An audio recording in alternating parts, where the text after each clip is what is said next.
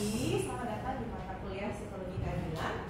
Ya, jadi ini mata kuliah baru untuk kurikulum kita kurikulum 2024. Ini pertemuan pertama.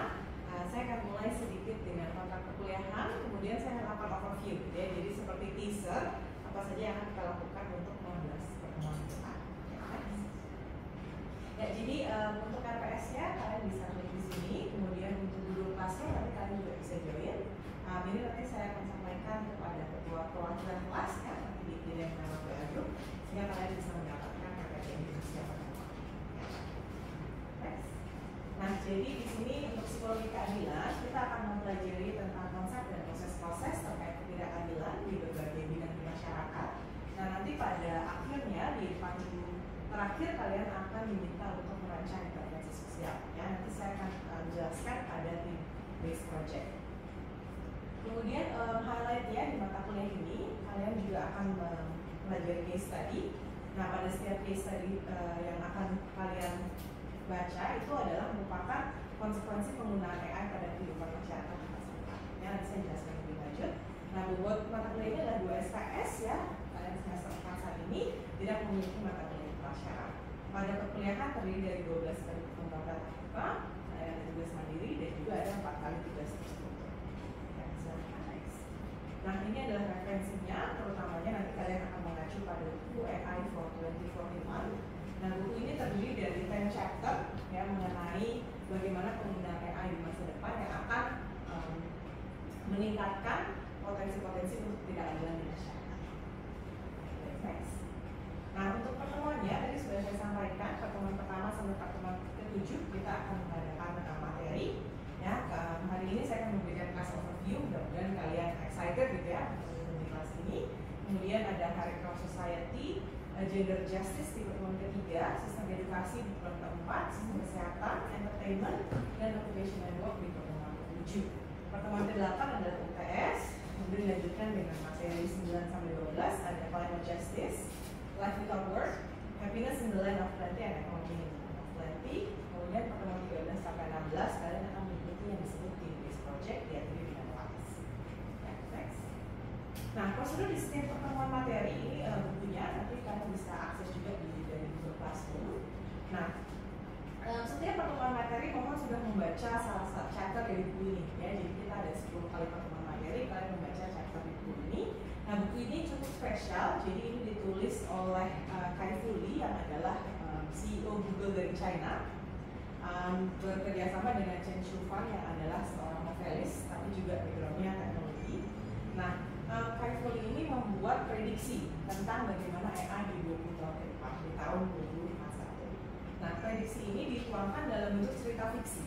Ya, jadi nanti kalian akan membaca cerita fiksi yang ditulis dari Chen Shufang ini, kemudian diikuti dengan pemaparan dari Kai-Fu Lee mengenai bagaimana teknologi itu betul-betul terprediksi akan terjadi di 2041. Ya, jadi sebelum kalian memasuki kelas, mohon sudah membaca chapternya, walaupun cerita fiksi ya. Nah, chapter itu kemudian akan kita bicarakan juga di dalam kelas. Ya, jadi saya memberikan materi 50 menit terlebih dahulu, kemudian kalian akan membuat kelompok, kalian akan berdiskusi. Yang didiskusikan adalah case study atau cerita fiksi dari chapter di buku tersebut. Kemudian akan ada 10 menit presentasi. Ya, jadi presentasi ini kalian kan mau membuat 10 kelompok ya dari 3 sampai 4 orang.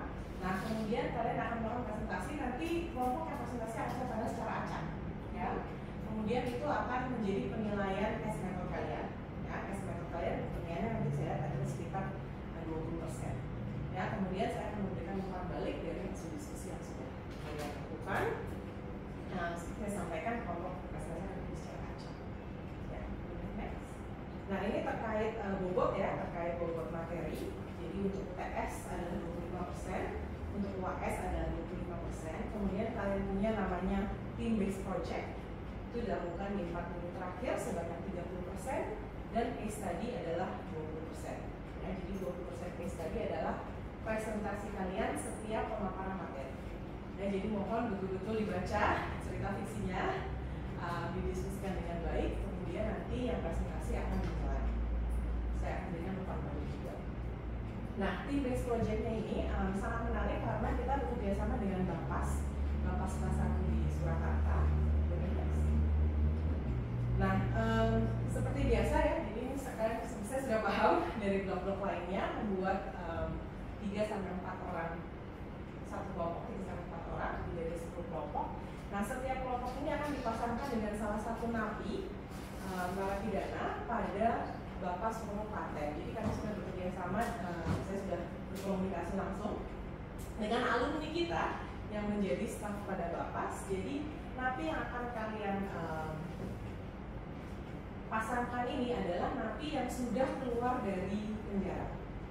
Ya, jadi ketika napi itu sudah keluar dari penjara, dia akan ditangani oleh Bapas terlebih dahulu selama beberapa. Jadi kalau dia penjara 3 tahun, itu bisa jadi dia 2 tahun di dalam lapas, tapi 1 tahunnya di lapas. Ya, jadi setelah dia lulus dia mahasiswa, setelah dia selesai, betul, setelah dia selesai 3 tahun, baru dia itu dibebaskan, gitu ya.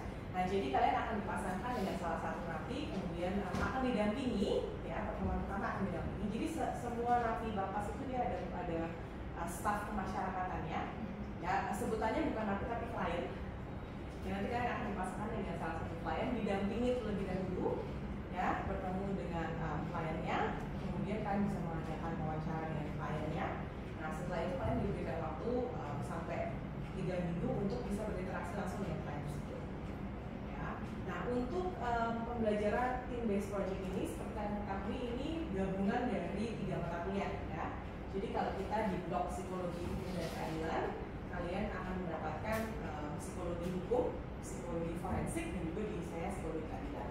Nah, dari 3 mata kuliah ini, kalian akan berinteraksi dengan napi tersebut untuk memahami apa sebetulnya background, kenapa sampai dia bisa ada di penjara, apa motivasi dia melakukan atau tidak melakukan. Nah, untuk kliennya sendiri kami akan pilihkan, jadi kalian mendapatkan klien sangat spesial terorisme, ya. Jadi 9 klien itu klien teroris, untuk kalian bisa memahami lebih lanjut.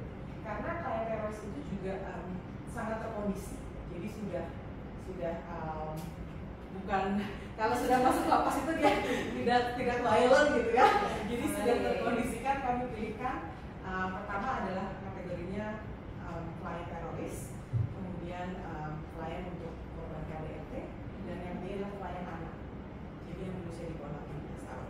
Karena kalian bisa belajar lebih lanjut bagaimana. Kemudian di akhir kalian diminta untuk merancang semacam intervensi sosial yang nanti akan kalian paparkan kepada Bapas, ya. Karena Bapas memang bekerja sama membutuhkan bantuan dari kita untuk melakukan berbagai macam proyek mengatasi crime. Ya, baik. Jadi walaupun agak abstrak gitu ya, yang akan saya sampaikan di sepanjang mata kuliah ini, karena kalian membutuhkan konsep pemahaman background dulu, tapi di akhir kalian akan mudah-mudahan bisa mengaplikasikan yang akan pelajari dari mata kuliah ini. Next.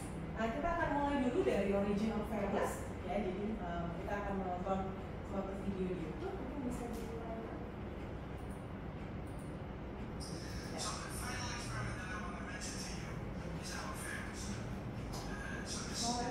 Mungkin bisa membaca ya.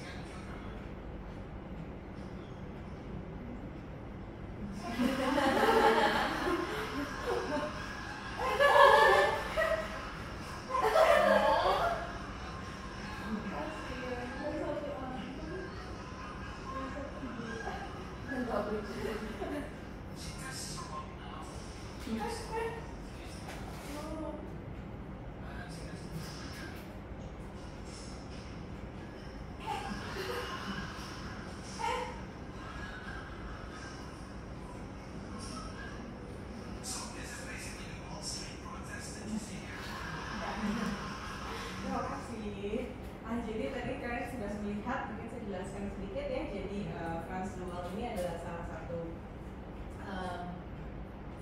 psychobiologist ya. Mungkin bisa di-pause namanya ya. Ya, jadi salah satu eksperimen yang dia lakukan adalah dengan capuchin monkey. Ya, jadi monkey-nya ditaruh di dua tempat yang berbeda, kemudian diberikan tugas yaitu mengambil batu, kemudian batu yang diberikan timun gitu ya.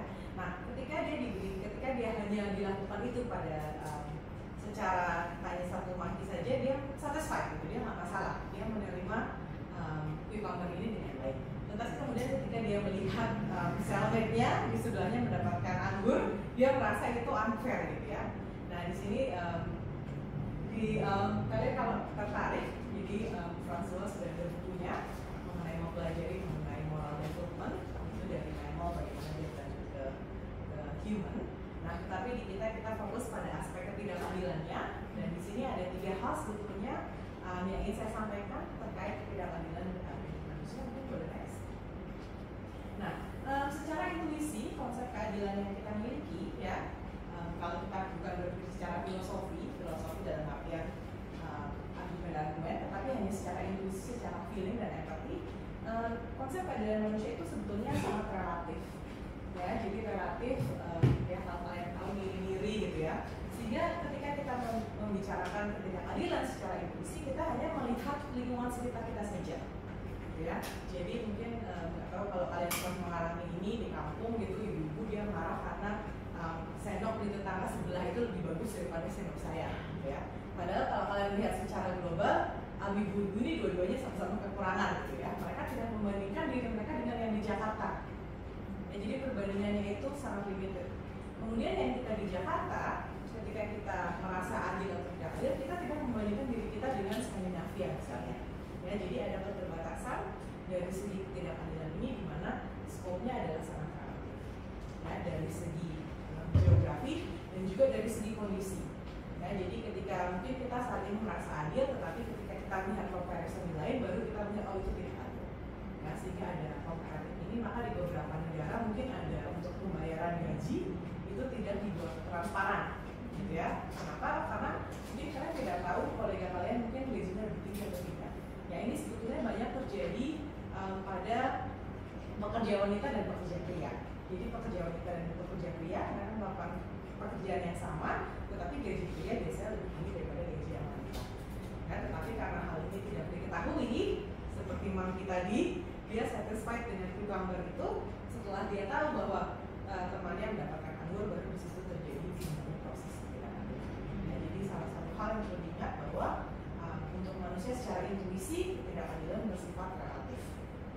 Kemudian ada 2 aspek lagi yang mendasar, yaitu keadilan itu bersifat lokal dan juga bersifat inkonsisten.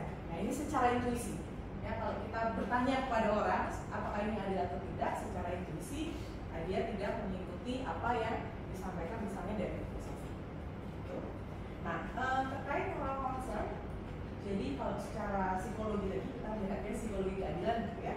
Nah, manusia itu memiliki yang namanya moral concern dibagi menjadi stages yang sangat dipahami. Kalian sudah belajar ini di psikologi sosial, introduction to psychology, adalah 3 stages pertama ya. Jadi 3 stages pertama ada physical survival, self-defense, and obedience. Maka seseorang itu ya, kalian bayangkan dari infant, dia akan menunjukkan altruism atau prosocialism kepada dirinya, orang tuanya, dan significant others. Tetapi dikarenakan physical survival ya, sehingga karakteristiknya adalah masih egocentric, fear-driven obedience atau affective effort. Ya, kemudian ketika anak itu sudah beranjak dewasa, maka dia masuk ke stage 2, dia menunjukkan pro-sociality. Kita bicara mengenai moral dulu sebelum masuk ke injustice. Love, affection, companionship itu adalah berdasarkan friendship familiarity bias, reciprocal exchange. Jadi secara otomatis kita lebih menyayangi begitu mereka yang masuk ke dalam stage 2. Ya, kemudian kita masuk ke dalam stage 3, baru kita memiliki namanya primary needs, primary group altruism. Ini adalah kolega-kolega kita misalnya di satu kampus, ya. Nah, jadi moral concern seseorang itu masih terbatas dari 3 ini, terutama kalau dia berdasarkan development atau intuisi. Ya, kadang kita sebut juga tribalism. Ya, next. Nah, akan tetapi kalau kita lanjut ke tingkat kognitif, sebetulnya kita harus extend moral concern itu juga kepada stranger, betul? Kita harus extend moral concern itu kepada mungkin extended family altruism, genetic related group kepada uncle, kepada cousin, juga ada non genetic related group, ada religious group di situ, political party, ataupun kepada orang-orang yang kita nggak kenal, misalnya tetangga kita gitu ya, kalau di Jakarta nggak kenal tetangga gitu ya, maksudnya ke stage 6. Nah, sampai kepada misalnya antagonistic group. Ya, antagonistic group itu kalian tahu sekarang ada banyak peperangan, ya Israel Palestine, Ukraine Rusia. Nah, bagaimana moral concern itu bisa di-extend kepada mereka, ya. Sehingga ketika kita berbicara ketidakadilan, sebetulnya kalau kita melihat dari segi filosofi itu kepada semua manusia, gitu kan. Jadi bukan hanya ketidakadilan yang terjadi dalam lingkungan sempit, tapi juga bagaimana ketidakadilan itu terjadi dalam scope politik. Ya, kurang lebih seperti itu. Sehingga di sini perbedaannya adalah ketika kita punya moral intuisi kepada keluarga kita, moral intuisi kita itu berbeda dengan ketika orang itu adalah orang di luar skop kita, gitu ya, secara kita secara psikologi. Akan tetapi ketika kita berbicara ketidakadilan secara filosofi, sebetulnya tidak ada alasan kenapa kok kita prefer teman kita dibandingkan dengan manusia-manusia lain, ya. Makanya contohnya kalau di BINUS tidak boleh keluarga bekerja bersama di dalam satu kampus karena salah satunya ada moral concern ini, sehingga seseorang itu akan sulit berperilaku objektif ketika berkaitan dengan keluarga dekatnya. Ya, seperti itu. Jangan khawatir kalau belum memahami secara penuh karena ini masih teaser. Ya, nanti di pertemuan-pertemuan selanjutnya kita akan membahas secara lebih detail. Ya, baik, ketiga, next. Nah, kalian pernah dengar tentang trolley problem sebelumnya? Sudah pernah dengar? Bisa dijelaskan mungkin? Kalau trolley problem itu kan berarti ada 2 trolley itu, terus ada satu orang yang di tengah itu kan, ya. Terus ada kereta yang approaching. Nah, dia sekarang choicesnya antara mengganti levelnya ke yang satu orang doang tuh, yang tinggal satu orang, atau yang nomor yang 5 orang di bawah itu. Ya, jadi betul, terima kasih jawabannya. Untuk trolley problem ini adalah yang disebut dengan thought experiment. Jadi kalau di dalam filosofi kita biasanya menggunakan thought experiment, gitu, eksperimen tapi secara berpikir saja. Nah, ada yang disebut dengan trolley problem tadi, di mana kalian diberikan suatu puzzle gitu lah, ya. Nah, puzzle ini kemudian ada trolley yang akan melaju berjalan dan akan membunuh 5 orang. Apakah kemudian kalian akan menekan tuas ini supaya trolley itu berganti jarak ke 1 orang, gitu ya? Nah, ketika pertanyaan ini ditanyakan kepada khalayak umum, maka kurang lebih 80% dia akan mayoritas gitu ya, dia akan menarik tuasnya, sehingga dia akan mengganti ini kepada yang 1 orang. Ya, jadi pada kasus ini mayoritas dia akan menarik tuasnya, ya. Tetapi kemudian ketika ditanya kenapa, dia akan bilang, oh iya karena saya menyelamatkan 5 dengan mengorbankan 1. Nah, tetapi ketika dia diberikan skenario selanjutnya, the fat man version, nah dia diminta sekarang untuk menjatuhkan orang yang gendut ini ke bawah supaya kemudian keretanya ini berhenti. Ya. Nah, apa yang terjadi ketika orang-orang ditanya apa yang akan dilakukan di sini?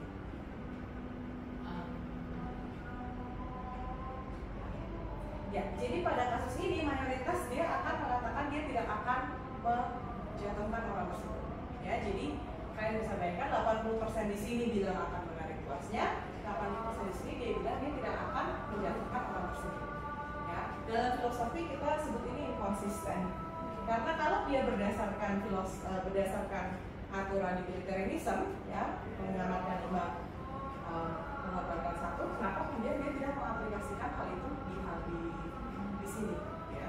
Nah, di sini menunjukkan juga limit dari moral intuisi kalian, ya, sehingga apa yang kalian anggap di sini adil, ternyata kok di sini menjadi tidak adil, gitu, ya. Nah, di situ jawabannya adalah karena manusia ketika dia menyelesaikan problem seperti ini, yang dia pertimbangkan dia bukan mengikuti peraturan utilitarianism, tapi dia mengikuti empati dan motivasinya dan emosinya, ya. Kalian bisa bayangkan kalau satu orang di sini misalnya anak kalian gitu, nah, akan berubah kan, ya, sehingga memang moral intuisi manusia itu bukan berdasarkan peraturan tapi lebih berdasarkan pada hal-hal psikologis lainnya, ya, yang akan kalian pelajari nanti pada mata kuliah ini, aspek-aspek psikologi apa yang menyebabkan suatu keadilan tindak. Jadi di sini ya tentunya di sini kenapa kebanyakan orang mengatakan dia tidak ingin melakukan, karena dia punya bayangan nanti orang fatnya ini terkena troli terus sangat dramatis gitu, ya. Nah, imajinasi yang terlalu dramatis inilah yang menyebabkan dia tidak melakukan hal itu. Ya, silakan. Tapi sebenarnya sama aja kan, maksudnya kalau misalnya ke satu orang kena sama yang partnernya sama aja, apa sih impactnya sama aja kan? Ya.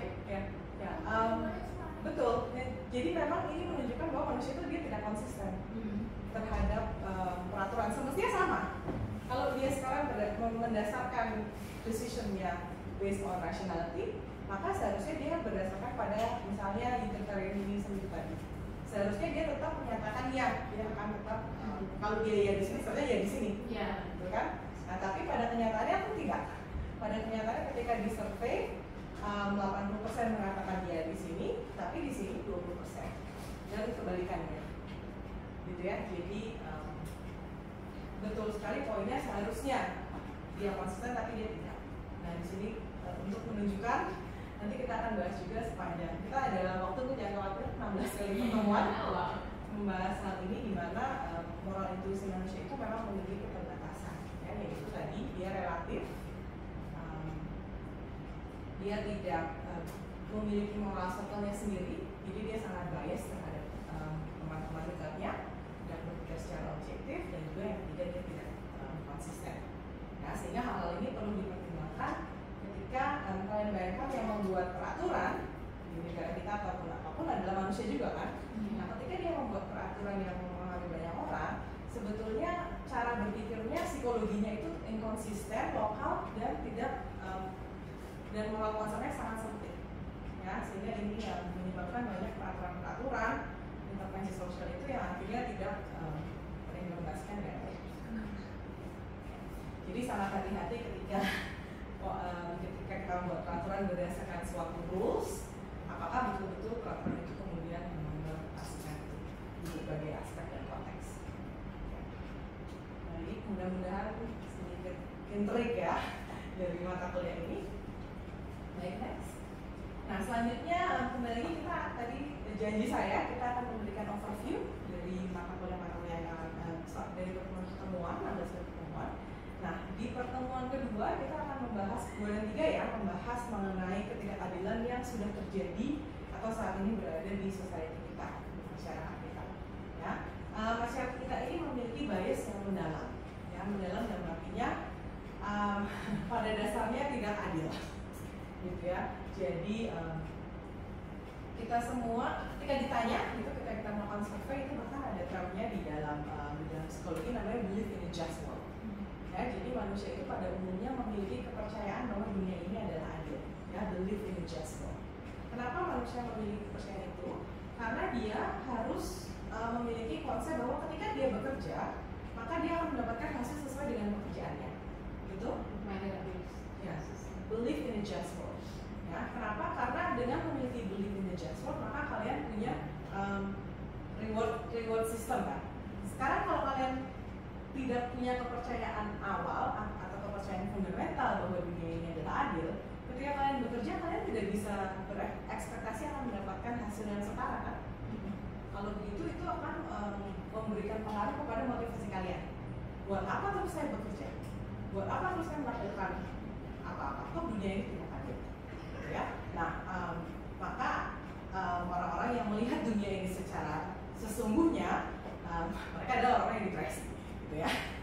Atau ada term kalian belajar mungkin di social psychology namanya learned helplessness, ya. Jadi sudah belajar bahwa dunia ini tidak adil sehingga ya akan tetapi sesungguhnya ya memang dunia ini tidak adil, gitu ya.